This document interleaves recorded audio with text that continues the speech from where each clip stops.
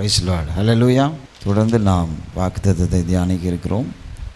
நம்முடைய சிந்தையெல்லாம் வேதத்துக்கு நேராக திருப்புவோம். யோவான் எழுதின சுவிசேஷ புஸ்தகம் 14ஆம் அதிகாரத்தின் 18ஆம் வசனம் இந்த நாளுக்கான வாக்குத்தத்தமாக நாம் எடுத்துக்கொள்கிறோம். நான் உங்களை திக்கற்றவர்களாக விடேன், உங்களிடத்தில் வருவேன். வேதத்தில் பல உன்னதமான வாக்குத்தத்தங்களை கர்த்தர் கொடுத்திருக்கிறார். அந்த உன்னதமான வாக்குத்தத்தங்களிலே இதுவும் ஒரு நிறைவான ஒரு வாக்குத்தத்தமாக நாம் பார்க்கிறோம். அல்லேலூயா. இந்த வாக்குத்தத்தம் யாரை குறித்து சொல்லப்பட்டிருக்கிறது, யாருக்காக சொல்லப்பட்டிருக்கிறது என்பதையும் இந்த வாக்குத்தத்தத்துக்குள் இருக்கிற மகிமையையும் நாம் பார்ப்போம். நான் உங்களை திக்கற்றவளாக விடேன், உங்களிடத்தில் வருவேன். இந்த ஒரு வசனத்தை மாத்திரம் நம்ம எடுத்து பல முறை நாம் தியானித்திருக்கலாம், அல்லது நம்ம இதை சொல்லி ஜெபிக்கலாம், இதை வாக்குத்தத்தமாக நாம் எடுத்துக்கொள்ளலாம். ஆனால் இந்த வாக்குத்தத்தம் எதற்கு சொல்லப்பட்டிருக்கிறது, யாரை குறித்து சொல்லப்பட்டிருக்கிறது? நான் உங்களை திக்கற்றவளாய் விடேன், உங்களிடத்திலே வருவேன் என்று இயேசு சொல்லுகிறார். 14ஆம் அதிகாரத்தில் இயேசு தன்னுடைய சிலுவையினுடைய முடிவையும் அவருடைய மரணத்தையும் அவருடைய பரமேறி செல்லுதலையும் குறித்து பேசுகிறதை பார்க்கிறோம். எடுத்தோடனே ஆண்டவர் சொல்கிறார் பாருங்கள், 14ஆம் அதிகாரத்தில், உங்கள் இருதயம் கலங்காது இருப்பதாக தேவனிடத்தில் விசுவாசமாக இருங்கள், என்னிடத்திலும் விசுவாசமாக இருங்கள் அப்படின்னு ஆண்டவர் சொல்கிறார். என் பிதாவின் வீட்டில் அநேக வாசஸ்தலங்கள் உண்டு, அப்படி இல்லாது இருந்தால் நான் உங்களுக்கு சொல்லியிருப்பேன், ஒரு ஸ்தலத்தை உங்களுக்காக ஆயத்தம் பண்ண போகிறேன் என்று சொல்லி தேவன் தன்னுடைய பரமேறுதலை குறித்தும் சிலுவை பாடுக்கு பிறகு அவர் பரமேறி போகிறதை குறித்து இங்கே சொல்லி கொண்டிருக்கிறார். 18ஆம் வசனத்தில், நான் போகிறேன் ஆனால் உங்களை திக்கற்றவளாக விடமாட்டேன் என்று ஒரு நம்பிக்கைக்குரிய வார்த்தையை, வாக்குத்தத்தத்தை கர்த்தர் சொல்கிறதை பார்க்கிறோம். ஆமென். அல்லேலூயா. இந்த வாக்குத்தத்த வசனத்துடைய மேல் இருக்கிற 2 வசனங்கள் மிக முக்கியமான வசனங்கள்.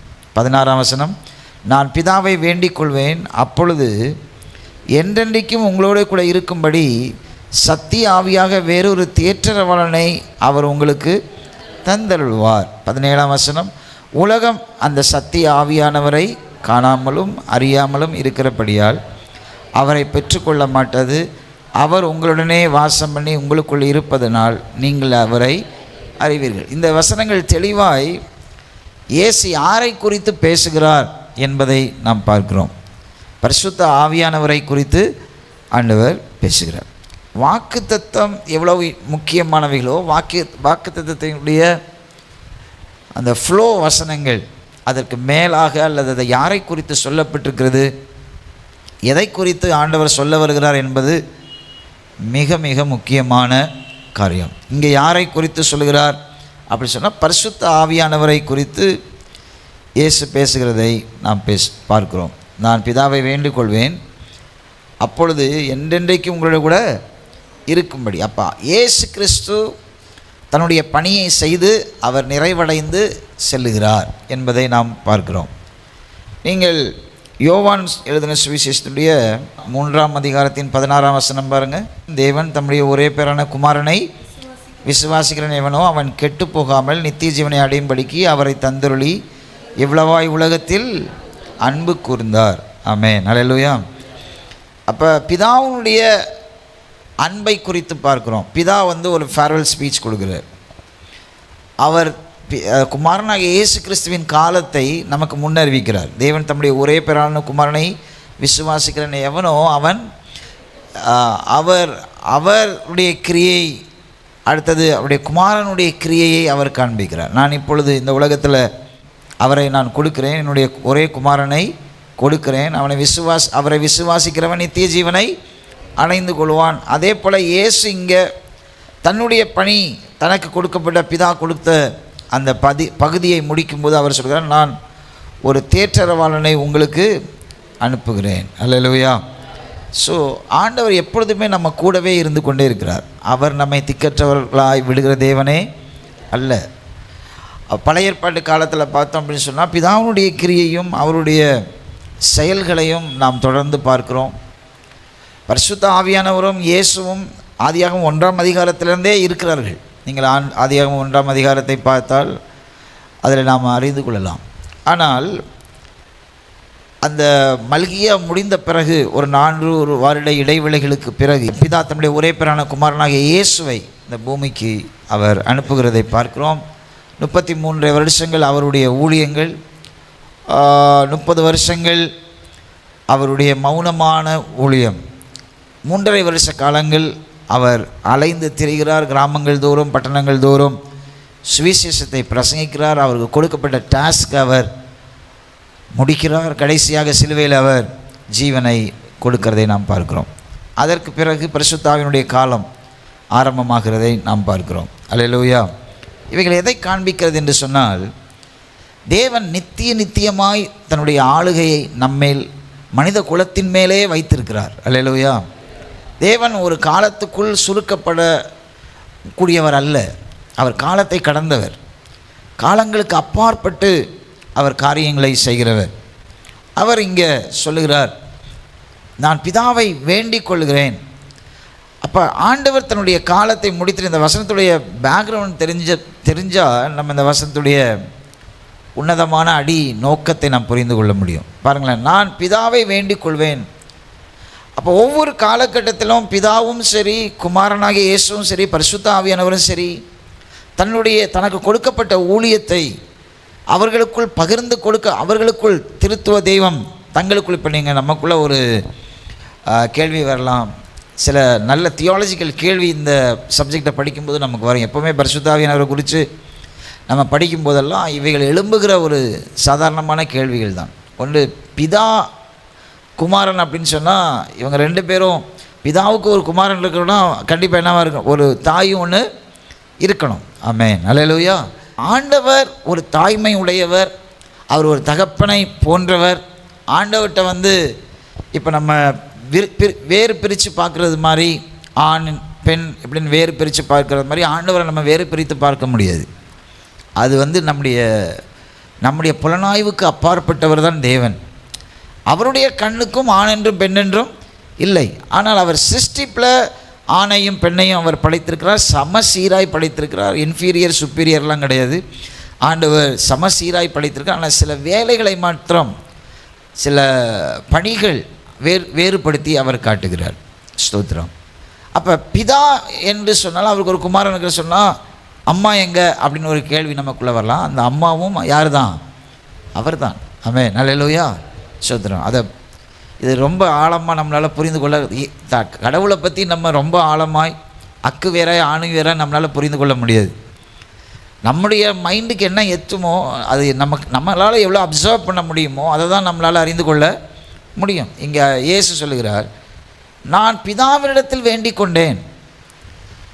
வேண்டிக் கொள்ளும்போது அப்பொழுது என்றென்றைக்கும் உங்களோடு இருக்கும்படி இயேசு கிறிஸ்து பரமேறி போகிறார். அப்போஸ்தலர் 1ஆம் அதிகாரத்தில் 10ஆம் வசனம் பாருங்கள். அவர் போகிற போது அவர்கள் வானத்தை அண்ணாந்து பார்த்து கொண்டிருக்கையில், இதோ வெண்மையான வஸ்திரம் தரித்தவர்கள் 2 பேர் அவர்கள் அருகே நின்று, கலிலேயராகிய மனுஷரே, நீங்கள் ஏன் வானத்தை அண்ணாந்து பார்த்து நிற்கிறீர்கள்? உங்களிடத்திலிருந்து வானத்துக்கு எடுத்துக்கொள்ளப்பட்ட இந்த இயேசுவானவர் எப்படி உங்கள் கண்களுக்கு முன்பாக வானத்துக்கு எழுந்தருளினாரோ அப்படியே மறுபடியும் வருவார் என்றார்கள். ஆமென், அல்லேலூயா. இயேசு பரமேறி போகிறார். நிறைய பேர் அவரை என்ன பண்ணுறாங்க, அங்கே பார்க்கிறார்கள். ஆனால் அதற்கு முன்பாக இயேசு பரிசுத்த ஆவியானவருடைய காலத்தின் தொடக்கத்தை இங்கே முன்னறிவிக்கிறதை நாம் பார்க்கிறோம். அல்லேலூயா. பரிசுத்த ஆவியானுடைய பரிசுத்த ஆவியானவருடைய காலத்திற்கு நேராய் இயேசு ஒரு வாக்குத்தத்தத்தை கொடுக்கிறார். அந்த வாக்குத்தத்தம் தான், நான் உங்களுக்கு ஒரு தேற்றரவாளனை அனுப்புகிறேன். ஆமென், அல்லேலூயா. ஸ்தோத்திரம். அவர் எதற்காக அனுப்பப்படுகிறார்? பரிசுத்த ஆவியானவர் 17ஆம் வசனம், உலகம் அந்த சத்திய ஆவியானவரை காணாமலும் அறியாமலும் இருக்கிறபடியில் அவரை பெற்றுக்கொள்ள மாட்டாது. அவர் உங்களுடனே வாசம். அதுக்கு மேலே 16ஆம் வசனம், அதில் பாருங்களேன், என் பிதாவை வேண்டிக் கொள்வேன், அப்பொழுது என்றென்றைக்கு உங்களோடு கூட இருக்கும்படி சத்திய ஆவியாகிய வேறொரு தேற்றரவாளனை அவர் உங்களுக்கு தந்தருள்வார். அல்லேலூயா. கம்ஃபர்டர், கவுன்சிலர், வேறொரு தேற்றரவாளனை, அவர் தேற்றரவாளன். ஆமென். இயேசு கிறிஸ்துவுக்கு என்ன சொல்லப்படுகிறது? பிதாவை குறித்து என்ன சொல்லப்படுகிறது? நீங்கள் பழைய ஏற்பாட்டில் பிதாவை குறித்து வாசிக்கும்போது அவர் சர்வ வல்லமை உள்ள தேவன், அவர் யுத்தத்தை நடப்பிக்கிறவர். இன்னும் பல காரியங்களை நம்ம பார்க்குறோம். இயேசுவை குறித்து என்ன சொல்லப்படுது? அவர் வழியும் சத்தியமும் ஜீவன், நம்முடைய இரட்சிப்புக்காக அவர் மரணத்தை எதிர்கொண்டவர். அதே போல் பரிசுத்த ஆவியானவர் குறித்து என்ன சொல்லப்படுது? அவர் தேற்றரவாளன். இனி ஒரு இரட்சிப்பு தேவையில்லை. இரட்சிப்பு இயேசு கிறிஸ்துவின் மூலமாய் வருகிறது. இயேசுவின் நாமத்தை இருதயத்தில் விசுவாசித்து நாவினால் அறிக்கை செய்தால் அவன் என்ன பண்ணுவான்? ரட்சிக்கப்படுவான். ஆனால் ரட்சிக்கப்பட்ட பிறகு பரிசுத்த ஆவியானவர் என்ன செய்கிறார்? ஒருவனுக்குள்ள ரட்சிக்கப்படுகிற இருதயத்தை உண்டாக்குகிறார். இப்பொழுது பரிசுத்த ஆவியானவர் என்ன கிரியை செய்து கொண்டிருக்கிறார்? இனி ஒரு மரணம் தேவையில்லை, இனி ஒரு இரத்தம் சிந்துதல் தேவையில்லை. ஏற்கனவே இயேசு அவருடைய பார்ட் எல்லாத்தையும் செய்து முடிச்சிட்டார். அதனால் சிலுவையில் இயேசு சொல்கிறார், எல்லாம் முடிந்தது. He finished everything. அவருக்கு கொடுக்கப்பட்ட எல்லாத்தையும் முடிச்சிட்டார். பிதாவுக்கு கொடுக்கப்பட்ட எல்லாத்தையும் முடிச்சிட்டார். பரிசுத்த ஆவியானவருடைய காலம் அவர் உங்களோடு கூட இருப்பார். எது வரைக்கும் இங்கே இருப்பாராம்? என்றென்றைக்கும். ஆமென், அல்லேலூயா. ஒரு அல்லேலூயா சொல்லுங்க பார்ப்போம். என்றென்றைக்கும் இயேசு எதை சொல்கிறார்? திரும்பவும் மணவாளனா இயேசு மத்தியாகாயத்தில் வருகிற வரை பரிசுத்த ஆவியானுடைய காலம் இந்த பூமியிலே செயல்பட்டு கொண்டே இருக்கிறது. அல்லேலூயா. அப்போ வாக்குத்தத்தம் எவ்வளோ வல்லமை உள்ளது பாருங்கள். ஆண்டவர் சொல்கிறார், நான் உங்களை திக்கற்றவளாய் விடேன். அவர் எங்கே நம்மை தெரிந்தெடுத்தார்? உலகம் உருவாவதற்கு முன்பாகவே, உலகத்தின் அஸ்திவாரங்கள் போடப்படுவதற்கு முன்பாகவே அவர் நம்ம என்ன பண்ணாராம்? தேர்ந்தெடுத்தார். அன்றிலிருந்து இன்று வரை, இனி வருகிற காலம் வரை, நம்மை கொண்டு போய் பரலோகத்தில் சேர்க்கிற வரை தெய்வம் தன்னுடைய வேலையை அழகாய் செய்து கொண்டிருக்கிறார். பிதாவாக செய்கிறார், குமாரனாக செய்தார், இப்பொழுது பரிசுத்த ஆவியானவராய் அவர் நமக்குள்ள அவர் என்ன பண்ணுறாரு? கிரியையை அவர் செய்து கொண்டிருக்கிறார், நம்மை தேற்றுகிறார். ஆமென், அல்லேலூயா. அதனால தான் இயேசு சொல்கிறார், நான் உங்களை திக்கற்றவளாய் விட்டேன். அல்லேலூயா. நான் உங்களை திக்கற்றவளாய் விடலை, நான் உங்கள் கூட தான் இருக்கிறேன். நீங்கள் எதை நினச்சி கவலைப்பட வேண்டிய அவசியம் இல்லை. நான் உங்களை நடத்துவேன். ஸ்தோத்திரம். நீங்கள் தனியாக இருக்கிறீங்கன்னு நினைக்காதுங்க. இயேசு தன்னுடைய மரணத்தை எவ்வளவு அழகாய் சீசர்களுக்கு சொன்னாரோ, அவர்கள் அதை புரிந்து கொள்ளலை. எவ்வளோ அழகாய் சொன்னாரோ அந்த அளவிற்கு தன்னுடைய மரணத்துக்கு பிறகு நடக்கப் போகிற காரியங்களையும், மரணத்துக்கு பிறகு எப்படி யார் உங்களை நடத்தப் போகிறா அப்படியே விட்டுட்டு ஆண்டவர் போயிடல. அப்போஸ்தலர் 2ஆம் அதிகாரத்தில் அவர் சொன்ன வாக்குத்தத்தமாகிய அருள் மாறி பரிசுத்த ஆவியானுடைய பொழிதலை நாம் அங்கே படிக்கிறோம். அல்லேலூயா. எத்தனை ஒரு வல்லமையான வாக்குத்தத்தத்தை கர்த்தர் நமக்கு கொடுத்திருக்கிறார். ஹல்லேலூயா. நாம் எந்த காலங்களிலும் அவர் நம்மை தனியாக விடவில்லை. தேவன் பிதா நம்மை தெரிந்தெடுத்தால் நம்முடைய தெரிந்தெடுப்புக்கு இயேசு கிறிஸ்துவின் இரத்தம் அது நம்முடைய பாவங்களை கழுவி நம்மை சுத்திகரிக்கிறது. சுத்திகரித்து ஒரு புதிய சந்ததியாய் நம்மை மாற்றுகிறது. அந்த புதிய சந்ததியாகிய நம்மை பரிசுத்த ஆவியானவர் சீராய் சிறப்பாய் அவர் நடத்துகிறார். அல்லேலூயா. 19ஆம் வசனத்தை பாருங்கள். 19ஆம் வசனத்தில் இயேசு கிறிஸ்து என்ன செய்ய போகிறார் அப்படின்றத காண்பிக்கிறேன். நான் உங்களை திக்கற்றவளா விடேன், உங்களிடத்தில் வருவேன். இன்னும் கொஞ்ச காலத்தில் உலகம் என்னை காணாது, நீங்களோ என்னை காண்பீர்கள். நான் பிழைத்திருக்கிறபடியாக நீங்களும் பிழைத்திருப்பீர்கள் அப்படின்னு சொன்னால், நீங்கள் என்னை காண்பீர்கள் அப்படின்னு சொன்னால் இது ரெண்டு விதமாக எடுத்துக்கலாம். இயேசு கிறிஸ்துடைய மரணம் உயிர்த்தெழுதலுக்கு பிறகு அவர் செய்த கொஞ்சம் 40 நாட்கள் ஊழியத்தை சீசர்களுக்கு ஆண்டவர் சொல்கிறார். அது மாத்திரமல்ல, இப்போ ஒரு வசனத்தை நான் உங்களுக்கு காட்டி கொடுக்குறேன். 1 கொரிந்தியரின் புத்தகம் 12ஆம் அதிகாரம் 3ஆம் வசனம் வாசிங்க. ஆதலால் ஆவியினாலே பேசுகிற எவனும் இயேசுவை சபிக்கப்பட்டவர் என்று சொல்ல மாட்டான் என்றும், பரிசுத்த ஆவியினாலே அன்றி இயேசுவை கர்த்தர் என்று ஒருவனும் சொல்லக்கூடாது என்றும் உங்களுக்கு தெரிவிக்கிறேன். ஆமென், அல்லேலூயா. பவுல் அழகா இங்கே ஒரு காரியத்தை சொல்ற பாருங்க.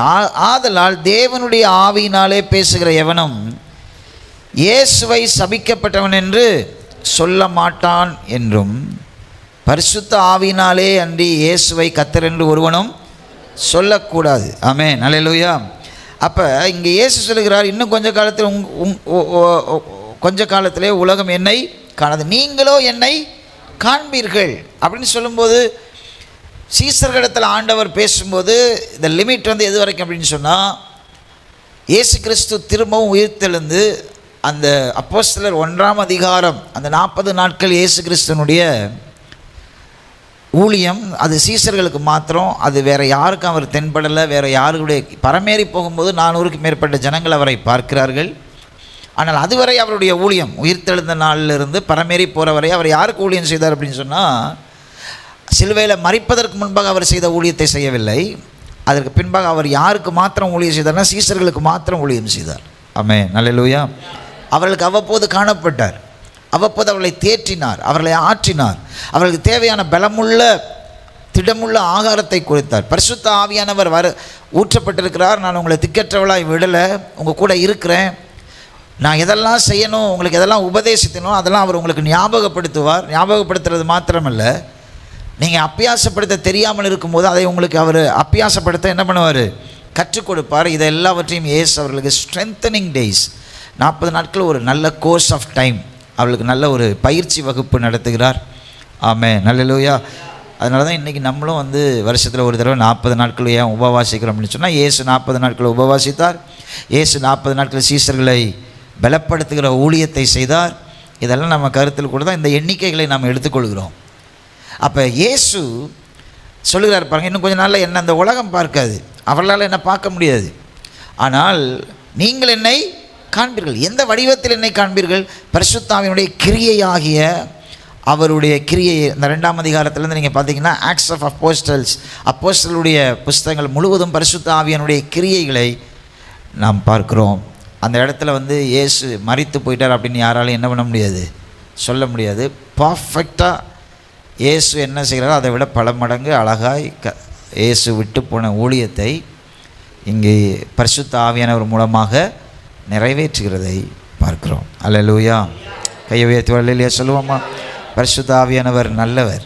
பரிசுத்த ஆவியானவர் தான் இயேசு கிறிஸ்துவை நமக்கு சொல்லிக் கொடுக்கிறவர். இப்போ பரிசுத்த ஆவியானவரை நீங்கள் பெற்றிருக்கவில்லை, பரிசுத்த ஆவியானவரை குறித்து ஞானம் இல்லை, அல்லது பரிசுத்த ஆவியானவரை உணர்ந்து கொள்ள நீங்கள் முற்படவில்லை என்று சொன்னால் இயேசுவை அறிந்து கொள்ள முடியாது. எப்பன்னா இயேசு கிறிஸ்துவின் மரணம், அவருடைய மரணம், அவருடைய அடக்கம், அவருடைய உயிர்த்தெழுதல், இவைகளுக்கு பிறகு ரட்சிக்கப்பட்டிருக்கிற விசுவாசிகளாகிய நாம் இன்னும் நமக்கு சொல்லணும் அப்படின்னு சொன்னால், அப்போஸ்தலர் 2ஆம் அதிகாரத்தில் மேல் வீட்டறையில் அவர்கள் கூடியிருக்கும்போது பரிசுத்த ஆவியானவர் என்ன பண்ணுறாரு, ஊற்றப்படுகிறார். அந்த காலகட்டத்துக்கு பிறகு, ஆஃப்டர் தட், அதற்கு பிறகு பரிசுத்த ஆவியானவரை ஒருவர் அறிந்து கொள்ளலை, பரிசுத்த ஆவியினுடைய அபிஷேகத்தை அறிந்து கொள்ளலை, அதை அவசியமாக நீங்கள் கருதலை அப்படின்னு சொன்னால், நீங்கள் இயேசுவை அறிந்து கொள்கிறோம் என்று சொல்வதில் என்னல்ல அர்த்தமே இல்லை. அதுதான் பவுல் தெளிவாய் சொல்கிறார். பரிசுத்த ஆவியானவர் இல்லாமல் இயேசுவை தெய்வம் என்று ஒருவரால் என்ன பண்ண முடியாது, அறிக்கையிட முடியாது. முதலாக இயேசு கிறிஸ்துடைய மரணத்துக்கு பிறகு முதலாக ஜனிப்பிக்கப்பட்ட சபைக்குள் இருந்த முக்கியமான காரியம் என்னென்னா பரிசுத்த ஆவியானுடைய கிரியை. அப்போஸ்தலர் 2ஆம் அதிகாரத்தில் வேதத்தை நம்புகிற யாராலும் பெந்தெக்கோஸ்தே அனுபவத்தை மறுக்கவே முடியாது. ஆமென், ஹல்லேலூயா. அதையும் மறுக்கிறார்கள் அப்படின்னு சொன்னால் அவர்கள் வேதத்தை பின்பற்றவர்களாக இருக்க முடியாது. ஆமென், ஹல்லேலூயா. ஸோ ரோமன் கத்தோலிக்கர்கள் பரிசுத்த ஆவியை நம்புகிறார்கள், ஆனால் பரிசுத்த ஆவியின் கிரியைகளை அவர் நம்புவதில்லை. பரிசுத்த ஆவியானவர் இருக்கிறார், ட்ரினிட்டி, இறைத்துவத்தின் 3வது நபராக பரிசுத்த ஆவியானவர் இருக்கிறார் என்பதை எல்லாரும் நம்புகிறார்கள். ஆனால் பெந்தைக்கோஸ்தே அனுபவம் உள்ளவர்கள் மாத்திரம்தான் அவருடைய கிரியை, அதாவது எங்கள் அப்பா இருக்கிறாரு, அவர் அப்படியே இருக்கிறாரு, அவர் எனக்கு ஒன்றும் என்ன பண்ணலை, செய்யலை அப்படின்னு சொன்னால் அப்பாவுக்கு என்ன இல்லை, மதிப்பில்லை. ஆமென், ஹல்லேலூயா, ஸ்தோத்திரம். இயேசு இருக்கிறார் அப்படின்றத நம்ம இப்போ இந்த காலத்தில் எதை வைத்து நம்புகிறோம் அப்படின்னு சொன்னால் பரிசுத்த ஆவியினுடைய கிரியை வைத்து தான் நம்புகிறோம். If we are not believe the manifestation of Holy Spirit, then we have a doubt about Jesus. இயேசுவை குறித்த ஒரு டவுட் வரும். ஏன்னா பரிசுத்த ஆவியானவர் மூலமாக தான் அவர் கிரியை செய்கிறார். இயேசு தன்னிச்சையாக செயல்பட மாட்டார். பிதா எப்படி இயேசு கிரியை செய்த காலத்தில் தன்னுடைய சித்தத்தை எல்லாம் இயேசுவின் மூலமாக தான் வெளிப்படுத்தினார். No other way. அவர் வேறு எதையும் செய்யலை. சிலுவையாக இருந்தாலும் சரி, அந்த 33 வருஷத்தில் இந்த உலகத்தினுடைய ஜனங்களுக்காய் பிதா செய்யணும்னு நினச்சதை எல்லாவற்றையும் இயேசு கிறிஸ்துவின் மூலமாக தான் செய்தார். அடுத்தது இப்போ பாருங்கள், இயேசு தன்னுடைய பணியினுடைய அடுத்த பக்கம், சிலுவை மரணத்துக்கு பிறகு அவர் செய்ய வேண்டிய, ஆஃப்டர் குருசிஃபிகேஷன், அதற்கு பிறகு அவர் செய்ய வேண்டிய எல்லா கிரியையும் யார் மூலமாக செய்கிறார்? பரிசுத்த ஆவியானவர் மூலமாய் அவர் செய்கிறார். அல்லேலூயா, அல்லேலூயா. ஸோ பரிசுத்த ஆவியானவரை விசுவாசிக்கலைன்னா நம்ம யாரை விசுவாசிக்கலை? இயேசுவை விசுவாசிக்கலை. பரிசுத்த ஆவியானவரை விசுவாசிக்கலைன்னா பிதாவை நம்ம விசுவாசிக்கலை. நல்லா கவனிங்க, பிதாவுடைய வாக்குத்தத்தங்கள் நமக்குரியது நம்ம விசுவாசிக்கிறோம்னா நம்ம கண்டிப்பாக யாரை விசுவாசிக்கணும்? இயேசுவை விசுவாசிக்கணும். இயேசுவின் மூலமாக புதிய ஏற்பாட்டின் வாக்குத்தத்தங்கள் எல்லாம் நமக்கு கொடுக்கப்பட்டிருக்கிறது, அது எனக்குரியது அப்படின்னு விசுவாசிக்கணும்னா யாரை விசுவாசிக்கணும்? பரிசுத்த ஆவியானவரை இந்த திருத்துவம் மிகவும் கவனிக்கப்பட வேண்டிய அவசியமான ஒரு காரியம். இப்போ நம்ம வாக்குத்தத்தத்தை ஜெபிக்கும்போது, வாக்குத்தத்தங்களை ப்ரொக்ளைம் பண்ணும்போது, அவைகளை நாம் அறிக்கையிடும்போது, அவைகளை நமக்குள்ள செயல்முறைப்படுத்துகிறவர் பரிசுத்த ஆவியானவர். அதை நமக்குள்ள அதை உருவாக்குகிறவர் பரிசுத்த ஆவியானவர். அந்த வாக்குத்தத்தத்தை நமக்குள்ள உருவாக்குறவர். ஸோ ஆண்டவர் இல்லை என்கிற உணர்வு நமக்குள்ளே வரவே கூடாது. நமக்குள்ளே எப்போவுமே யார் இருக்கிறா?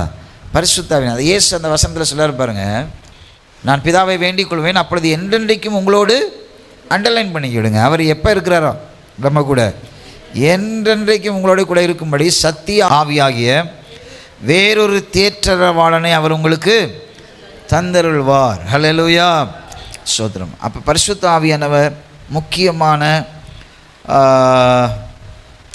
7 காரியங்களை பரிசுத்த ஆவியானவர் நமக்குள்ளே செய்கிறார். நிறைய காரியங்களை சொல்லலாம், ஆனால் ஒரு 7 காரியங்களை மாத்திரம் நான் வேகமாக சொல்லுகிறேன். நம்பர் 1, அவர் நம்மை டீச் பண்ணுகிறார், அவர் நம்மை போதிக்கிறார். 1 யோவானின் புஸ்தகம் 2ஆம் அதிகாரம் 27ஆம் வசனம். நீங்கள் அவராலே பெற்ற அபிஷேகம், நீங்கள் அவராலே பெற்ற அபிஷேகம் உங்களில் நிலைத்திருக்கிறது, உங்களில் நிலைத்திருக்கிறது. ஒருவரும் உங்களுக்கு போதிக்க வேண்டுவதில்லை, ஒருவரும் உங்களுக்கு போதிக்க வேண்டியதில்லை. அந்த அபிஷேகம் சகலத்தையும் குறித்து, அந்த அபிஷேகம் சகலத்தையும் குறித்து உங்களுக்கு போதிக்கிறது. அது சத்தியமாய் இருக்கிறது, பொய் அல்ல. அது உங்களுக்கு போதித்தபடியே அவரில் நிலைத்திருப்பீர்கள். ஆமென், ஹல்லேலூயா. நீங்கள் அவராலே பெற்ற அபிஷேகம் உங்களில் நிலைத்திருக்கிறது, ஒருவரும் உங்களுக்கு போதிக்க வேண்டியதில்லை. அது மாத்திரமல்ல, அந்த அபிஷேகம் சகலத்தையும் குறித்து உங்களுக்கு, அந்த அபிஷேகம்னு சொல்லப்பட்டிருக்கிற இடத்துல அது யாரை குறித்து பேசுது? பரிசுத்த ஆவியானவரை பேசுகிறது. ஆமென், ஹல்லேலூயா. அந்த பரிசுத்த ஆவியானவர் நமக்குள்ளே இருக்கிற வரைக்கும் யாரும் போதிக்க வேண்டியதில்லைன்னா சர்ச்சுக்கு போவானான்னு யோவான் இங்கே சொல்லலை, போதகர்கள் போதிக்கிறத கேட்க வேணான்னு யோவான் சொல்லலை. மாறாக அந்த இடத்துல எதை சொல்ல வருகிறார் அப்படின்னு சொன்னால், எனக்கு இது தெரியலை அப்படின்னு நம்ம என்ன பண்ண முடியாது, சொல்ல முடியாது. அல்லேலூயா. நம்ம எதையும் எனக்கு தெரியலை, ஆவிக்குரியவன் சகலவற்றையும் ஆவிக்கேற்ற விதமாக என்ன பண்ணுறானா, ஆவிக்குரியவன் மாம்சத்துக்கு ஏற்ற விதமாக எதையுமே அனலைஸ் பண்ண முடியாது. ஆவி வேறு, மாம்சம் வேறு. சில பேர் என்ன பரிசுத்த ஆவியை பெற்றிருந்தாலும், என்ன அபிஷேகம் பெற்றிருந்தாலும், எத்தனை வருஷம் விசுவாசியாக இருந்தாலும் மாம்சத்திலே அவர்கள் வாழ்வார்கள். எல்லாத்துலேயும் மாம்சம் தலை தூக்காமல் இருக்காது, அது அவ்வப்போது வரதான் செய்யும். நம்முடைய வேலையே மாம்சத்தை மேற்கொள்கிறது தான். இந்த உலகத்தில் ரட்சிக்கப்பட்ட பிறகு சாகிற வரைக்கும் இந்த மாம்சம் பாவத்தோடு இணைந்திருக்கிறதுனால, மண்ணிலேருந்து வந்ததுனால இது தலை தூக்குறத நம்ம அதை என்ன பண்ணிகிட்டே இருக்கணும், தட்டி அதை சீராக்கணும், அதை சரி பண்ணணும். பொறாமை வரும், சண்டை பண்ணுற ஆவி கிரியை செய்யும், கலகம் உண்டாக்குற ஆவி கிரியை செய்யும். இந்த மாம்சம் இச்சிக்கிற காரியங்கள், இச்சையில் அது தலை தூக்கும். இது எல்லாத்தையும் மேற்கொள்கிறதுக்கு தான் அந்த பூமியில் கர்த்தர் நமக்கு என்ன பண்ணுறாரு, ஒரு ஜெயமுள்ள வாழ்க்கையை வாழ முடியும் அப்படின்றத நமக்கு கற்றுக் கொடுக்கிறார், பயிற்சி நடத்துகிறார். அதற்கு உதவியாக அவர் நம்மை தனித்து விடலை, நீ தனியாகவே கடந்து போராடுன்னு சொல்லலை. அதுக்கு தான் பரிசுத்த ஆவியானவர் நமக்கு துணையாக என்ன பண்ணுறாரு, அவர் நமக்கு கொடுத்துருக்கிறார். அப்போ அது சகலத்தையும் போதிக்கணும்னா, இதை நான் தெரியாமல் செஞ்சுட்டேன், இது எனக்கு அறியலை, இதை நான் புரிந்து கொள்ள முடியலை நம்ம யாரும் சொல்ல முடியாது. என்னைக்கு பரிசுத்த ஆவியின் அபிஷேகத்தை பெற்றுக்கொண்டோமோ, நான் தெரியாமல் செஞ்சுட்டேன் நம்ம சொல்ல முடியாது. நமக்கு தெரியும், ஆனால் பரிசுத்த ஆவியானவரை அப்பாற்பட்டு சில காரியங்களை நம்ம என்ன பண்ணுறோம், செய்கிறோம். மாம்சத்துக்கு நம்ம சில நேரத்தில் அப்பாற்பட்டு இடம் கொடுக்குறோம். அல்லேலூயா. அதை தான் இங்கே யோவான் சொல்லுகிறாரு, ஒருவனும் உங்களுக்கு போதிக்க வேண்டிய அவசியம் இல்லை. அல்லேலூயா. ஸோ பரிசுத்த ஆவியானவர் முதலாவதாக நமக்கு டீச் பண்ணுறார். எப்படி டீச் பண்ணுறார்? நமக்குள்ளே இருந்து டீச் பண்ணுறார். நான் உங்களுக்கு ஒரு அடையாளம் சொல்கிறேன் பாருங்கள். ஒவ்வொரு நாளும் ஒரு ஆவிக்குரியவன், அபிஷேகம் பெற்றவன், அவனுடைய ஒவ்வொரு காரியத்தையும் பரிசுத்த ஆவியானவர் அவனுக்குள்ளே என்ன பண்ணுவார், பேசுவார். அப்படி தானே அவனுக்குள்ளே அவர் அதை என்ன பண்ணுவார், பேசுவார். அப்படி அவர் பேசும்போது அந்த ஆவியானவர் நடத்துகிறார் என்ற அர்த்தம். அவர் எதுக்கு டீச் பண்ணுறாருனா, is just not a teacher. நமக்கு டீச்சர் ஸ்கூலுக்கு போனோன்னா அவங்க டீச் பண்ணுறாங்க, கடைசியில் நம்ம படிக்கலைன்னா சொல்லுவாங்க, நான் சொல்லி கொடுக்குறதெல்லாம் சொல்லிவிட்டேன், உன் இஷ்டப்படி நீ ஒழுங்காக படித்தனா பாஸ் ஆகலாம், அப்படி தானே சொல்லுவாங்க. ஆனால் பரிசுத்த ஆவியானவர் இல்லை, not only is teaching, is leading. அவர் நம்ம கூட இருந்தவர் என்ன பண்ணுறார், நம்மை நடத்துகிறார். அடுத்தது அவர் என்ன பண்ணுகிறார் அப்படின்னு சொன்னால், அவர் நம்மை நடத்துகிறார், லீடிங். அப்போஸ்தலர் புஸ்தகத்தில் எடுத்து வாசிங்கன்னா ஒவ்வொரு அதிகாரத்திலையும் பரிசுத்த ஆவியானவர் அப்போஸ்தலரை நடத்துகிறதை நம்ம என்ன பண்ணுறோம், பார்க்கிறோம். அல்லேலூயா. அழகான வாக்குத்தத்தம். நான் உங்களை திக்கற்றவளாக விடேன், உங்களிடத்தில் வருவேன், பரிசுத்த ஆவியானவராய் நான் வருவேன். இரண்டாவது வருகையை மாத்திரம் இயேசு பேசலை. நான் வருவேன்ப்பா, அது வரைக்கும் நீங்கள் தனியாக கிடங்க, போராடுங்க அப்படிலாம் ஆண்டவர் சொல்லலை. நான் போகிறேன், உங்களுக்கு ஒரு தேற்றரவாளனை உங்களிடத்தில் அனுப்புகிறேன். அவர் உங்களை சகல சத்தியத்தில் என்ன பண்ணிகிட்டே இருப்பார், போதிக்கிறதோடு மாத்திரம் இல்லை, போதித்ததில் உங்களை என்ன பண்ணிகிட்டே இருப்பார். அப்போ உள்ள ஒரு சத்தம் கேட்டுகிட்டே இருந்துச்சுன்னா ஆவியானவர் உங்களுக்குள்ள என்ன பண்ணுறாரு, இருக்கிறார். அல்லேலூயா. உள்ள ஒரு சத்தம் கேட்டுகிட்டே இருக்கும், பரிசுத்த ஆவியானவர் இருக்கிறாருன்னா இதை செய், இதை என்ன பண்ணாத, செய்யாத, இது சரியில்லை, இந்த நபர்கிட்ட நல்மணம் பொருந்து, இதை செட்ரைட் பண்ணு. பரிசுத்த ஆவியானவர் சரியாய் நம்ம என்ன பண்ணிகிட்டே இருப்பார் அப்படின்னு சொன்னால் போதித்து கொண்டே இருப்பார். அல்லேலூயா. அடுத்தது அவர் லீட் பண்ணுறாராம். அடுத்தது என்ன பண்ணுறாரு, ரீஜெனுவேட்டிங். இயேசு கிறிஸ்துடைய மரணம், சிலுவை பாடுகள் போது அவர்கள் என்ன பண்ணாங்க, அப்படியே ஒரு பெண் கேட்குறா, நீங்கள் நீ இயேசுவோடு நீ அவனோடு இருந்தவன் தான் சொல்லி. உடனே பேதுரு என்ன பண்ணுறாரு, மறுதளிக்கிறார். ஆனால் இங்கே பாருங்கள், 2ஆம் அதிகாரத்தில் பரிசுத்த ஆவியானவர் ஊற்றப்படுகிறார். ஊற்றப்பட்ட போது 14ஆம் வசனம், அப்போது பேதுரு 11 கூட நின்று அவர்களை நோக்கி உரத்த சத்தமாக, யூதர்களே, எருசலேமில் வாசம் பண்ணுகிற ஜனங்களே, நீங்கள் எல்லாரும் அழுந்து கொள்வீர்களாக, என் வார்த்தைக்கு செவி கொடுங்கள். நீ நினைக்கிறபடி இவர்கள் வெறி கொண்டவர்கள் அல்ல, பொழுது விடிந்து 3ஆம் மணி வேளையாக இருக்கிறதே என்று சொல்லி இயேசு கிறிஸ்துவை குறித்து அவன் எழும்பி நின்று பிரசங்கம் பண்ணுகிறான். ரீஜெனுவேட்டிங், திரும்பவுமாக உயிர்ப்பிக்கிற காரியத்தை பரிசுத்த ஆவியானவர் என்ன பண்ணுறாரு, செய்கிறார். நீங்கள் சொல்லுங்கள் பார்ப்போம், எத்தனை பேர் ரட்சிக்கப்பட்ட இந்த நாள்லேருந்து இந்த நாள் வரைக்கும், பாஸ்டர் எனக்கு ஆவிக்குரிய வாழ்க்கையில் எந்த சோர்வும் வந்ததில்லை, அப்படியே நான் பீக்காக தான் போயிட்டுருக்கேன், அப்படியே மேலே போயிட்டே இருக்கேன்னு சொல்கிறவங்களாம் கை வைத்து விளையிலே சொல்லுங்கள் பார்ப்போம். நம்ம யாருமே அப்படி இருக்க முடியாது. அல்லேலூயா. ஏன்னா நம்ம சரீரம், நம்முடைய மாம்சம் இப்படிப்பட்டது. இப்போ நடக்கிற காரியம் என்ன, நம்ம அடிக்கடி ரீஜெனுவேட் பண்ணுகிறார் ஆண்டவர், திரும்ப திரும்ப நம்ம உற்சாகப்படுத்துகிறார். சில நேரத்தில் ஆவியானவர் நம்மளை பார்த்து நீ ஜெபிக்கணுன்ற ஒரு உணர்வை கொடுக்கும்போது, நீ உட்காந்து ஜெபம் பண்ணி, இன்றைக்கி ஃபாஸ்டிங் போடு, இன்றைக்கி எல்லா வேலையும் ஒதுக்கி வை அப்படின்னு சொல்லும்போது நம்ம கண்டிப்பாக என்ன பண்ணணும், ஜெபிக்க உட்காரணும். அப்படி இல்லைன்னா நமக்குள்ள இருக்கிற பேட்ரி என்ன ஆயிரும், டோட்டலாக கீழே டவுன் ஆயிரும். நீங்கள் இந்த வண்டியிலெல்லாம் பார்த்தீங்கன்னா, இந்த பெரிய இந்த வேன் மாதிரி வண்டியிலெல்லாம் பார்த்தீங்கன்னா, இந்த பேட்ரி டவுன் ஆகிடுச்சுன்னா அந்த வேனை ஒரு இஞ்சி கூட அங்கிட்ட என்ன பண்ண முடியாது. நம்ம எல்லாருமே கனரக வாகனம். ஆமென். அல்லேலூயா. நம்ம நிறைய லக்கேஜ் சுமந்துட்டு போயிட்டுருக்கோம். நம்மளுடைய இதை மாத்திரமல்ல. ஆமென். நம்ம ஒரு பெரிய கண்டெய்னர் லாரி. நமக்கு இருக்கிற பேட்ரி என்னது தான், அந்த அளவுக்கு பெரிய பேட்ரிலாம் இல்லை. கண்டெய்னர் லாரி எவ்வளோ பெருசோ அவ்வளோ பெரிய பேட்ரி கிடையாது. பேட்ரி எவ்வளோ பெருசு தான், எவ்வளோ தான். அந்த பேட்ரி பரிசுத்த ஆவியானவரால் என்ன ஆகிட்டே இருக்கணும், ரீஜெனுவேட் ஆகிட்டே இருக்கணும். அப்படின்னு சொன்னால் என்ன, திரும்ப திரும்ப ஃபில் ஆகிட்டே இருக்கணும். ஃபில் ஆகலைன்னா அவ்வளோதான். பிசாசு ஒரு சாதாரண விசுவாசி, சாதாரண ஒரு மனுஷன்ட்டே எவ்வளோ போராடுறான், ஒரு ஊழியக்காரன்ட்டே எவ்வளோ போராடுவான், ஒரு சாதாரண மனுஷன்ட்டே எவ்வளோ போராடுறான். நீங்கள் ஜெபிக்கிறவர்கள் விட்டுருவானா, எவ்வளோது ஒருத்தி உள்ளே ஏறாமையாக இருப்பான். அவன் அல்லேலூயா. ஒருத்தவங்குள்ளே ஏறாமையாக இருப்பான், எவ்வளையாவது கிளப்பி விட்டு ஜபத்தை நிறுத்தாமையாக இருப்பான், சோர்வடைய செய்யாமல் இருப்பான். அவன் ரொம்ப தந்திரசாலி.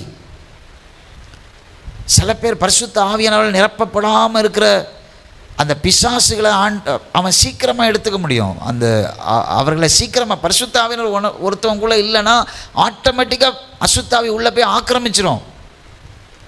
சோத்திரம். அதனால தான் நான் சொல்கிறேன், எப்பொழுதும் இருதயத்தை பரிசுத்த ஆவியானவரால் என்ன பண்ணி வச்சுருக்கணும், நிரப்பி வச்சுருக்கணும். அதான் நேற்றுக்கு நான் சொன்னேன், அந்த ரட்சிப்புக்குள்ளே இருக்கிற கத்தர் கொடுத்துருக்கிற எதையுமே என்ன பண்ணிடக்கூடாது, Joy, hope, stress free life, இன்னொன்று என்ன சொன்னேன், இது எல்லாத்தையும் நமக்குள்ளே எப்போவுமே காத்துக்கலன்னா சாவி இருக்கும், ஸ்டியரிங் இருக்கும். நம்ம ஒரு 40 லட்ச ரூபா கொடுத்து வண்டி வாங்கினதெல்லாம் உண்மை தான். ஆனால் ஒரு 3000 ரூபா 4000 ரூபா பேட்ரி சார்ஜ் இறங்கிடுச்சுன்னா டோட்டல் வண்டி என்ன ஆயிடுது, வேஸ்ட், ஒன்றும் செய்ய முடியாது. ஆமாம். நல்லேலூயா. கொஞ்சம் யோசிச்சு பாருங்கள். நம்ம போய் சொல்ல முடியுமா, என்னங்க 22 லட்ச ரூபாய்க்கு வண்டி வாங்கி விட்ருக்கேன், 24 லட்ச ரூபாய்க்கு வண்டி வாங்கி விட்ருக்கேன், என்ன ஒரு 4000 ரூபா பேட்ரி போணுச்சுன்னா வண்டி ஸ்டார்ட் ஆகாதா, இது என்னங்க ஃபார்முலா அப்படின்னு சொன்னால் அதுதாங்க ஃபார்முலான்னுவோம். ஆமாம். நல்லேலூயா. பரிசுத்த ஆவியானவர் நம்ம ரீஜெனுவேட் பண்ணுறதுக்கு நம்ம ஒப்பு கொடுக்கணும். பரிசுத்த ஆவியானவர் அதுக்காக தான் கொடுக்கப்படுவார். பரிசுத்த ஆவியானவர் சொல்லுவார், நீ இன்னைக்கு கொஞ்சம் நல்லா ஜெபம் பண்ணு.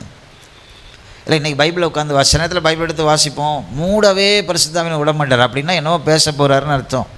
ஆனால் நம்ம என்ன தெரியுமா செய்வோம்? கரெக்டாக 2 அதிகாரம் முடிஞ்சிருச்சா, பரிசுத்த ஆவியானவர்னா இடி வானம் திறந்த ஆண்டவர் ஓப்பனாக பேசினா கூட நமக்கு அதுக்கு மேலெல்லாம் என்ன பண்ணாது, அது முடிஞ்சு உமக்கு 2 அதிகாரம் தான். சில பேருக்கு அப்படிலாம் ஒரு அனுபவமே இல்லாமல் இருக்கும். அப்படின்னா என்ன, உங்களுக்குள்ள பரிசுத்த ஆவியானவர் கிரியை செய்யவே சில பேருக்கு ஆண்டவர் பேசினாரா? ஆமென், அல்லேலூயா. இந்த காலவேளையில் சொல்கிற இந்த வாக்குத்தத்தம், நான் உங்களை திக்கற்றலாக விட மாட்டேன்றது நமக்குள்ளே இருக்குது. அது எப்படி நமக்குள்ளே ஆண்டவர் கொடுத்துருக்காரு? அது பரிசுத்த ஆவியானவர். அவரை நம்ம பயன்படுத்துகிறோமா? அவர் நம்ம டீச் பண்ணுறதுக்கு நம்ம பயன்படுத்துகிறோமா? ஆமென், அல்லேலூயா. சண்டைக்காரியாக நின்று சில பேர் அப்படியே பரிசுத்த ஆவியானவர் டீச்சிங்கெல்லாம் இடம் கொடுக்க மாட்டாங்க. அவங்க தனக்குன்னு ஒரு இது இருக்குது. ஸ்தோத்திரம், அல்லேலூயா. அப்படி இல்லை, ஆண்டவரே எனக்கு டீச் பண்ணுங்க, நான் உனக்கு போதித்து நீ நடக்க வேண்டிய வழியை உனக்கு காட்டுவேன், உன்மேல் என் கண் வைத்து உனக்கு ஆலோசனை சொல்லுவேன். அல்லேலூயா, ஸ்தோத்திரம். ஃபஸ்ட்டு அவர் நம்ம டீச் பண்ணுறார், 2வது நம்ம லீட் பண்ணுறாரு, 3வது ரீஜெனவேட் பண்ணுகிறாரு, 4வது கவுன்சிலர். 14ஆம் அதிகாரம் 18ஆம் வசனத்தில் நம்ம வாசித்தோம், நான் உங்களுக்கு ஒரு தேற்றரவாளனை கொடுக்குறேன். ஆங்கிலத்தில் தேற்றரவாளன்ற பதத்துக்கு பதிலாக என்ன கொடுக்கப்பட்டிருக்கு? கவுன்சிலிங். அவர் நம்மை கவுன்சில் பண்ணுகிறார், நம்ம கூடவே இருந்து நம்ம லீட் பண்ணி, நம்ம சோர்வடையும் போது நம்மளை உற்சாகப்படுத்தி, இதெல்லாம் வாக்கு தத்தங்க, இதெல்லாம் இயேசு கொடுத்தவன். நான் உங்களை திக்கற்றவளா விடேன்னுக்குள்ளே இருக்கிற வாக்கு தத்தம். சும்மா மொட்டையாக நீங்கள் என்ன திக்கற்றவளா விடேன்னு சொன்னீங்களா ஆண்டவரே, ஏன் என்ன விட்டுட்டீங்கன்னா அவர் எங்கே விட்டார்? அவர் பரிசுத்த ஆவியானவர் நமக்குள்ளே கொடுத்துருக்கிறார். அவர் நமக்குள்ளேயே இருக்கிறார். அவர் நம்மை நடத்துகிறார். ஆமென், அல்லேலூயா. அவர் நம்ம ரீஜெனவேட் பண்ணுகிறார். அவர் நமக்கு கவுன்சிலிங் கொடுக்குறார். சில நேரத்தில் உட்காந்துருங்க, பிள்ளைகள் லைஃபுக்காக உட்காந்துருங்க, உபவாசித்து ஜெபம் பண்ணுங்க. உங்களுக்கு முன்னாடி நிற்கிறதான பிரச்சனைகள், ஆண்டவரே நான் என்ன செய்யணும்? யாஹ்வே தான் சர்வ வல்லமை உள்ளவர், ஆல்மைட்டி காட். ஆமென். அவருக்கு எத்தனையோ பதங்கள் உண்டு. ஆனால் அவர் தன்னை எப்படி வெளிப்படுத்துகிறார் அப்படின்னு சொன்னால், நம்மள்கிட்ட ஒரு தாய் உன்னை தேற்றுவது போல. உட்கார்றோமா அவர் தேற்றுறதுக்கு? யாராவது தேற்றுனாங்கன்னா உட்கார்றோம். நமக்குள்ளேயே வாசம் பண்ணி நமக்கு ஆலோசனை கொடுக்குற பரிசுத்த ஆவியானவரை நம்ம பார்க்குறோமா? ஆமென், அல்லேலூயா. அவர் நம்மை திக்கற்றவர்களாக விடலைங்க. நமக்கு சொல்லிக் கொடுக்க யாரும் இல்லாமல் நம்மளை விடலைங்க. அவர் பரிசுத்த ஆவியை நமக்குள்ளே கொடுத்துருக்கிறார். அவருக்கு செவி கொடுத்தோன்னா அவர் அழகாய் நம்மை நடத்துகிறார். அடுத்தது எத்தனை சொன்னேன்? 4 சொல்லியிருக்கேன், அப்படி தானே? He will teach, he will lead, he will regenerate, he will counsel. அவர் நம்மை சுகமாக்குகிறார். ஹி வில் ஹீல், நம்மை சுகமாக்குகிறார். பரிசுத்த ஆவியானவருக்கு ஒரு வல்லமை உண்டு. அது என்னன்னா ஹீலிங் வல்லமை. ஆமென், அல்லேலூயா. நம்மை சுகமாக்குகிறார். எப்படி சுகமாக்குகிறார்? நம்முடைய வியாதிகளை அவர் சுகமாக்குகிறார். நம்முடைய உள்ளான காயங்களை அவர் சுகமாக்குகிறார். நம்முடைய ஆவிக்குரிய வியாதிகளை சுகமாக்குகிறார். மாம்ச பிரகாரமான பலகீனங்களை நம்ம கண்டுபிடிச்சிடலாம், டயக்னோஸ் பண்ணுறோம், ரிசல்ட்டில் கண்டுபிடிக்கிறோம். ஆனால் நம்ம கண்டுபிடிக்காமே இருக்கிற சில வியாதி இருக்குது பாருங்கள், ஸ்பிரிச்சுவல் டிசீசஸ், ஆவிக்குரிய ரீதியான அந்த வியாதி. பிரைஸ் காட், அது ரொம்ப முக்கியம். அதை ஹீல் பண்ண பரிசுத்த ஆவியானவரால் தான் முடியும். ஆண்டவர்கிட்ட கேளுங்க, ஆண்டவர் என்னால் ஜெபிக்கவே முடியலையே, எனக்கு உதவி செய்யுங்க. என்னால் பைபிளை வாசிக்க முடியல, நான் வாசித்தாலும் என் சிந்தை அங்கே இருக்கவே மாட்டேங்குதே. வாசிச்சுட்டு ஒரு 3 அதிகாரம் 4 அதிகாரம் வாசிக்கிறேன், வாசித்து எந்திரிச்சதுக்கப்புறம் எனக்கு ஒன்றுமே விளங்கலையே ஆண்டவர், என் மண்டையில் ஒன்றுமே நிற்கலை. வேதத்தை திறந்தாலே தூக்கம் வருது, இல்லைன்னா வேதத்தை திறக்கும்போது தான் எங்கேயாவது ஒரு எண்ணம் போகுது, அப்போ தான் அதை செய்யணும் இதை செய்யணும்னு பல ஞாபகம் வருது. ஸ்தோத்திரம், எனக்கு உதவி செய்யுங்க பரிசுத்த ஆவியானவர்னு சொல்லும்போது, அவர் தான் ஆவிக்குரிய வாழ்க்கையில் நம்ம வளர்கிறதுக்கு நமக்கு என்ன பண்ண முடியும்? உதவி செய்ய முடியும். நம்முடைய திறமையினாலெல்லாம் நமக்கு நல்ல கிறிஸ்தவர்களாய் வாழலாம் முடியாது. நம்ம வேணால் கிறிஸ்தவர்களாக இருந்துக்கிடலாம். ஆவிக்குரிய வளர்ச்சி அடையணும்னா பரிசுத்த ஆவியானவர் நம்ம ஹீல் பண்ணணும். எப்படி நம்ம ஒரு செடி வளர்ந்து வரும்போது அதுக்கு பூச்சி மருந்தெல்லாம் அடித்து அதுக்கு எந்த வியாதியும் வராமல், அது பரிசுத்த ஆவியானவர் நம்மை நர்சரி பண்ணுகிறார். நம்மை நல்ல கிளை நறுக்கி களை பிடுங்கி நமக்கு நல்ல உரம் போட்டு நமக்கு நல்ல மருந்தடித்து நம்மை அவர் அழகாய் சுகமாக்கி நம்மை நடத்துகிறார். அடுத்தது பரிசுத்த ஆவியானவர் என்ன சொல்லி, இது எல்லாத்துக்குமே வசனம் இருக்குது, சொல்ல நேரம் இல்லை, டைம் முடிஞ்சிருச்சு. பாருங்கள், நான் உங்களுக்கு சொல்கிறேன், ஹீ வில் ஸ்பீக். அவர் நம்மோடு கூட என்ன பண்ணுவாராம்? பேசுவார். இப்போ நீங்கள் சொல்லுங்கள், பரிசுத்த ஆவியானவர் எத்தனை பேர் பரிசுத்த ஆவியானவர் உங்களோடு கூட பேசுகிறார்? பேசுங்க ஆண்டவரேன்னா காது ஒரு பயங்கரமான ஒரு எக்கோலாம் வரும்னு சொல்ல, உங்கள் உள்ளத்திலேயே அவர் பேசுவார். ஆமென், அல்லேலூயா. அவனை போய் குத்துன்னு பிசாசு சொல்லுவான், பரிசுத்த ஆவியானவர் சொல்லுவார் அவனை கண்டுக்காத விட்டுருன்னுவார். ஆமென், அல்லேலூயா, ஸ்தோத்திரம். எதெல்லாம் மாம்சத்தை தூண்டுகிறது போல பேசுகிறதோ அதெல்லாம் யார் பேசுகிறது? பிசாசு.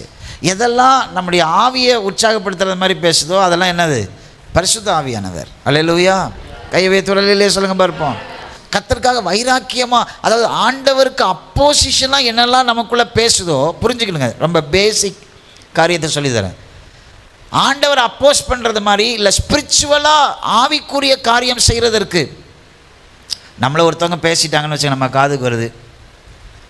பரிசுத்த ஆவியானவர் சொல்லுவார் சில நேரத்தில், இதை என்னன்னு விசாரின்னு சொல்லுவார். சில நேரத்தில் நீ ஜெபம் பண்ணிட்டு விட்டுருன்னுவார். சில நேரத்தில் ஓகே நம்முடைய மாம்சம் துடிக்கும், அத்தாக்கும் இத்தாக்கும் எதையாவது செய்யணும்னு நம்முடைய மாம்சம். இது மூணுக்கு நடுவில் நம்ம யாரை சார்ந்து கொள்கிறோன்றது தான் அதோடைய ரிசல்ட்டு. ஆமென், அல்லேலூயா. அதான் சொல்ல பரிசுத்த ஆவியானவர் நம்மளோட கூட பேசுகிறாராம். பவுல் சொல்கிறான், நான் உங்களிடத்தில் வரலான்னு நினச்சேன், ஆனால் ஆவியானவர் உங்களிடத்தில் வராதபடிக்கு என்ன பண்ணார்? தடை பண்ணினார். இன்னொரு இடத்துல சொல்லுகிறான், பரிசுத்த ஆவியானவர் என்னை உங்களிடத்தில் நடத்தினார் அப்படின்னு சொல்கிறான். அப்போஸ்தலர் நீங்கள் எடுத்து வாசி பண்ணிங்கன்னா இதை நம்ம படிக்கலாம். அவர் பேசுகிறவராய் நம்மோடு கூட இருக்கிறார். உள்ளத்தில் பேசுவார். இடம் கொடுங்க, உள்ளத்தில் பேசுவார். சொல்லுவார், மகளே நீ ஜாக்கிரதையாக போ, இந்த இடத்துல ஜாக்கிரதையாக நடந்து போ. நம்ம ஜாக்கிரதையாக போகும்போது நமக்கு விரோதமாக பிசாசு வைத்துக்கிற மறைவான கண்ணிகளை நம்ம தெரிந்து கொள்ளலாம். சில மனுஷர்களிடத்தில் பேசும்போது ஜாக்கிரதையாரு அப்படின்னு ஆண்டவர் சொல்லுவார். அல்லேலூயா. அநேக மனுஷர்களை குறித்து ஆண்டவர் வெளிப்படுத்துவார் நமக்கு. அவர் நம்ம கூட பேசுகிற தேவனார். அடுத்தது ஹீ வில் கண்டம், அவர் நம்ம எச்சரித்து என்ன பண்ணுறாராம்? புத்தி சொல்லுகிறார். ஃபஸ்ட் என்ன சொன்னேன்? He will teach. ரெண்டாவது ஹீ வில் லீட், அவர் நடத்துகிறார். மூணாவது அவர் ரீஜெனரேட் பண்ணுறார், நம்மை திரும்ப உற்சாகப்படுத்துகிறார். 4 கவுன்சிலிங் கொடுக்குறார். 5 அவர் நம்மை சுகமாக்குகிறார். 6 நம்மோடு கூட அவர் பேசுகிறார். 7 ஹி வில் கண்டம் அஸ், அவர் நம்மை கடிந்து, கண்டம்னேஷன், அவர் நம்மை கடிந்து புத்தி சொல்லுகிறார். கடிந்து அழிக்கிறவர் அல்ல, கடிந்து என்ன பண்ணுறாராம்? மனுஷர்கள் கடிந்து அழிப்பார்கள், ஆனால் தேவன் நம்மை கடிந்து புத்தி சொல்லுவார். ஆமென், ஹல்லேலூயா. வசனம் சொல்லுகிறது, அவர் நமக்கு நம்மோடு கூட இருந்து நம்மை நடத்துகிறவர்கள். அதுதான் இயேசு சொல்கிறார், நான் உங்களை திக்கற்றவளாக விடலைப்பா, 3 வருஷம்தான் என் ஊழியம், அப்புறம் உங்களை அப்படியே விட்டுட்டு போல, உங்கள் கூட என்றென்றைக்கும் இருக்கும்படி பரிசுத்த ஆவியானவரை உங்களுக்குள்ளே அனுப்புகிறேன். எவ்வளோ அழகான ஒரு வாக்குத்தத்தம்.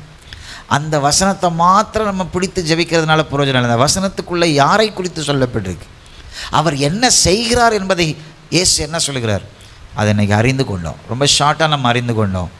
பரிசுத்த ஆவியான ஒரு வாஸ்ட் சப்ஜெக்ட், பெரிய சப்ஜெக்ட், நிறைய படிக்கிறதுக்கு இருக்குது. ஆனால் அதுக்குள்ளே ஒன்றை நம்ம தெரிந்து கொண்டோம், அவர் தேற்றரவாளனாக இருந்து நம்மை நடத்துகிறார். 7 காரியங்கள், அநேக காரியங்கள் இருந்தாலும் நமக்கு தேவையான ஒரு 7 காரியம்.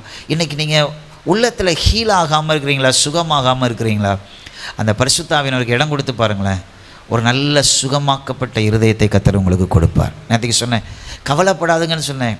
அந்த கவலைப்படாத இடத்துக்கு நம்மை நகர்த்தி செல்கிறவர் யார்?